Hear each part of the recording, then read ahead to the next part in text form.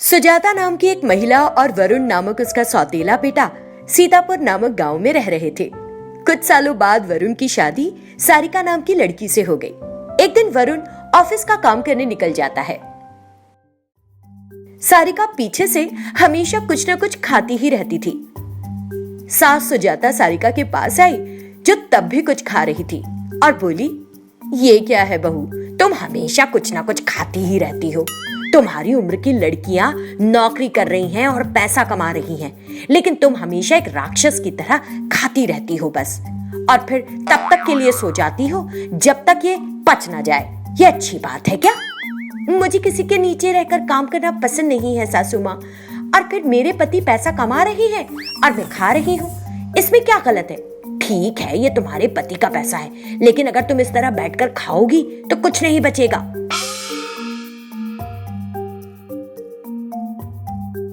ये सुनकर सारिका सच में सोच में पड़ गई। मेरी सास ने जो कहा वो भी सच ही है, कुछ गलत तो नहीं कहा। इतना सोचकर उसने अपनी सास से कहा, किसी और के नीचे काम करने की बजाय हमें अपना व्यवसाय शुरू करना चाहिए सासू माँ। पहले घर पर खाना और सोना बंद करो और कुछ काम करना सीखो। ये सुनकर सारिका अपनी सहेली गीता के पास गई। क्या सारिका, तुम तो हमेशा मुस्कुराती रहती थी, क्या हो गया? आज इतनी सुस्त क्यों लग रही हो? सारिका ने उसे बताया कि क्या हुआ, और सुनकर उसे बहुत दुख हुआ। सुनो सारिका, परेशान मत हो।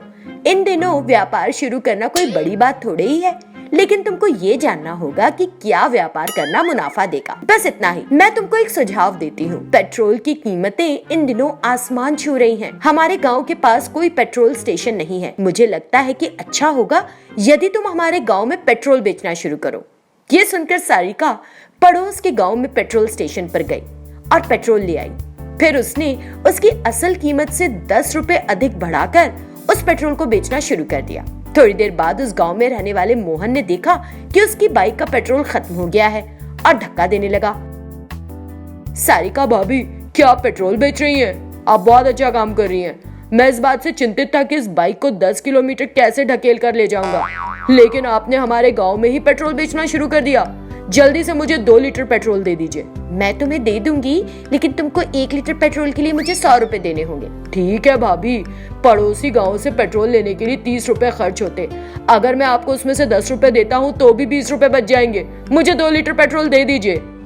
इस तरह सभी ने सारिका से पेट्रोल खरीदना शुरू कर दिया। कुछ ही दिनों में सारिका को अच्छा लाभ हुआ। फिर उसने सारे इकट्ठा हुए पैसे लिए और अपनी सास को दे दिए। ये देखकर सुजाता ने सारिका की बुद्धिमत्ता का लोहा माना और फिर उसे बात बात पर टोकना बंद कर दिया। सीतापुर नामक गांव में कांता नाम की सास और कोमली नाम की एक बहू रहती थी। कांता को कोमली पसंद नहीं थी क्योंकि वो शादी में दहेज नहीं लाई थी। जब उसका बेटा शंकर घर पर होता था तो वो अपने चेहरे पर मुस्कान रखकर बात करती थी, लेकिन जब शंकर घर पर नहीं होता तो वो कोमली को कोसती थी। एक दिन बहू कोमली कांता के पास आई। माँ जी, दोपहर के 2 बज गए हैं। तो मुझे क्या करना चाहिए? क्या मुझे तुम्हारे पैरों की मालिश करनी चाहिए? नहीं माँ जी, मैंने आखिरी बार कल दोपहर को खाना खाया था। मैं बहुत भूखी हूँ। मैं आपसे कुछ चावल खाने के लिए देने के लिए आई थी। क्या तुमने मेरे बताए सारे काम कर लिए? पहले ये बताओ। मैंने सब काम कर दिए माँ जी। मैंने सारे बर्तन धो दिए, कपड़े भी, और मैंने घर की सफाई कर दी। ठीक है, तुम बहुत भूखी हो और खाना खाना चाहती हो। हाँ माँ जी। तो जाओ, कल रात का पका हुआ चावल है, इमली की कुछ चटनी मिलाओ और उस चावल को खा लो। बिना कुछ कहे कोमली रसोई में चली गई। इसी बीच कांता का बेटा शंकर घर आया। उसे अपनी पत्नी कहीं नहीं दिखी। माँ, तुम्हारी बहू कहाँ है? अभी अभी मैंने उसे खाना खाने के लिए भेजा है मेरे बेटे। मेरी बहू को खाना खाने से ज्यादा काम करने में दिलचस्पी है। क्या करूं, उसे खाने के लिए भी याद दिलाना पड़ता है। कोमली खाना खाने के बाद छत के किनारे पर खड़ी थी और प्रकृति को निहार रही थी। उस समय कांता ने सोचा, ये कोमली कहाँ चली गई? मुझे तब तक शांति नहीं मिलेगी जब तक कि मैं उसे किसी काम में ना लगा दूं। मैं जाकर देखती हूँ और उसे कुछ करने को कहूंगी। ऐसा सोचकर कांता गुस्से में छत पर देखने गई। कोमली को देखकर जो छत के किनारे खड़ी थी, कांता ने सोचा, भगवान का शुक्र है कोमली से छुटकारा पाने का यही समय है। वो बिना दहेज लाए मेरे घर आ गई। मैं उसे मार डालूंगी और अपनी बेटी की शादी एक अमीर लड़की से करवा दूंगी। ऐसा सोचकर कांता कोमली के करीब गई और उसे नीचे धकेलने के लिए तैयार हो गई। इस बीच कोमली ने नीचे जाने की सोची और एक तरफ हो गई और इसके चलते कांता ने नियंत्रण खो दिया और खुद नीचे गिर पड़ी। ये देखकर कोमली जल्दी में नीचे आई और तुरंत उसे अस्पताल लेकर गई। डॉक्टर ने कांता को चेक किया और कहा, दोनों पैर टूट गए हैं, चल नहीं सकेंगी। जीवन भर ऐसे ही बिस्तर पर रहना होगा। किसी को उनकी देखभाल करनी होगी। अब उन्हें ये दवाएं दे दीजिएगा। फिर कोमली अपनी सास को घर ले आई। वो बिस्तर पर लेटी थी। अब से मेरी माँ की जिम्मेदारी तुम्हारी है कोमली। चिंता मत करो शंकर, मैं सास की देखभाल अपनी माँ की तरह करूंगी। ये सुनकर कांता जो बिस्तर में पड़ी थी आंसू बहाती है। उस दिन से कोमली अपनी माँ की तरह कांता की बहुत अच्छे से देखभाल करने लगी। वो कांता को समय पर दवाई दे रही थी।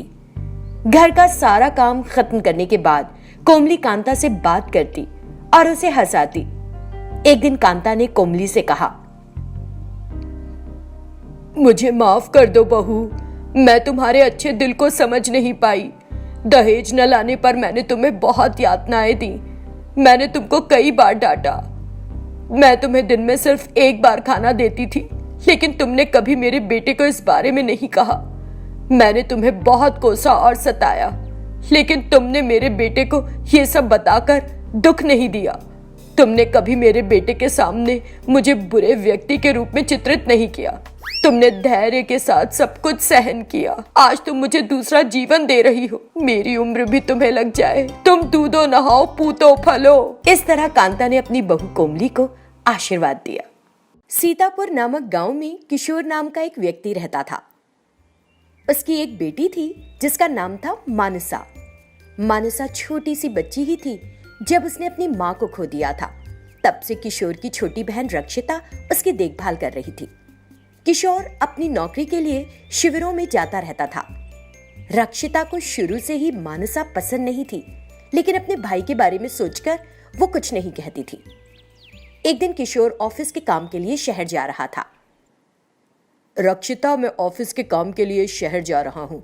मुझे घर लौटने में 1 सप्ताह लगेगा। तुम दोनों आराम से रहना। तुम्हारी भाभी की बरसी भी पास है। तुम दोनों सारी चीजें मिलकर कर लेना। कुछ भी चाहिए हो तो अलमारी से पैसे ले लेना।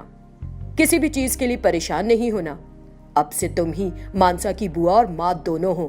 वो एक छोटी लड़की है, उसकी देखभाल करना रक्षिता।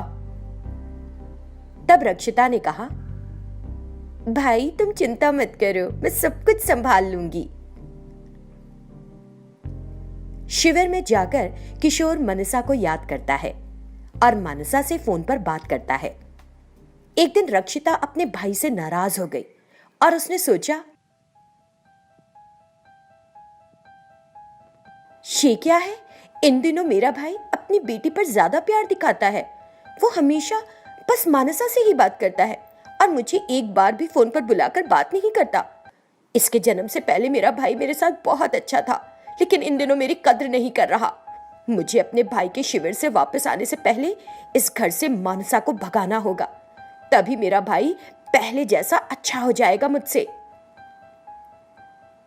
इस बीच मानसा ने रक्षिता से कहा, बुआ बुआ, मुझे भूख लग रही है। तुमने कहा था कि मेरी माँ की बरसी पर बिरयानी बनाओगी, तो दो ना मुझे। आओ ना बुआ। क्या क्या मैं तुम्हें एक नौकरानी दिखती हूँ? मैं खाना बनाकर रख चुकी हूँ, जाओ और खुद ले लो। अभागी लड़की, पैदा होते ही तुमने मेरी भाभी को मार डाला। बेकार लड़की। क्या बुआ आप कुछ कह रही हैं? मुझे कुछ भी समझ नहीं आ रहा है।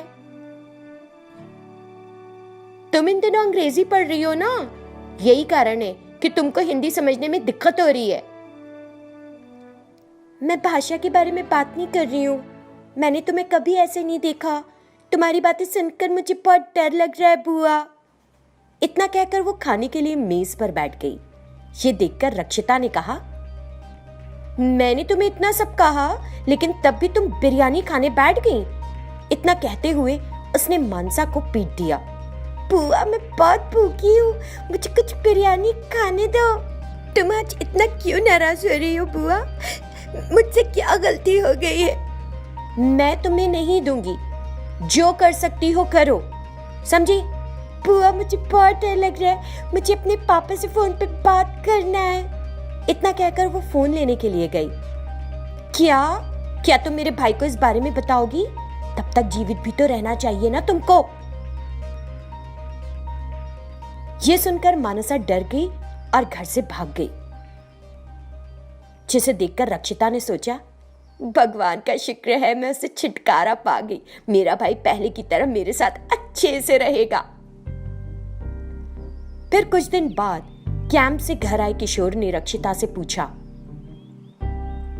रक्षिता, मानसा कहाँ गई? कहीं दिखाई नहीं दे रही। सब कुछ ठीक तो है ना? तुम दोनों लड़ी तो नहीं? रक्षिता ने उसे बताया कि क्या हुआ। इससे किशोर नाराज हो गया और बोला, तुमने ऐसा क्यों किया रक्षिता? मैंने कभी नहीं सोचा था कि तुम ऐसा करोगी। तुम दोनों मेरे लिए समान हो। वो एक छोटी लड़की है, वो बाहर कई मुश्किलों का सामना कर रही होगी। आओ जल्दी से जाकर उसे ढूंढे। जब वे दोनों बाहर खोजने लगे, रक्षिता ने मानसा को उस गांव के आखिर में एक जगह पर देखा और वहां तुरंत गई। मुझे माफ करना मानसा, मैं ये सोचे बिना कि तुम एक छोटी सी बच्ची हो, तुम्हारे साथ बहुत बुरा व्यवहार कर बैठी। चलो तुम घर चलो, मैं बहुत बुरी बुआ हूँ। इतना कहकर वो रोने लगी। तब किशोर ने कहा, अब कम से कम तुम्हें अपनी गलती का एहसास हुआ। आओ चलो, हम अपने घर चलते हैं। इस तरह वे वहां से चले गए। तब से मानसा और रक्षिता बहुत प्यार से, बिना किसी नफरत के रहने लगी।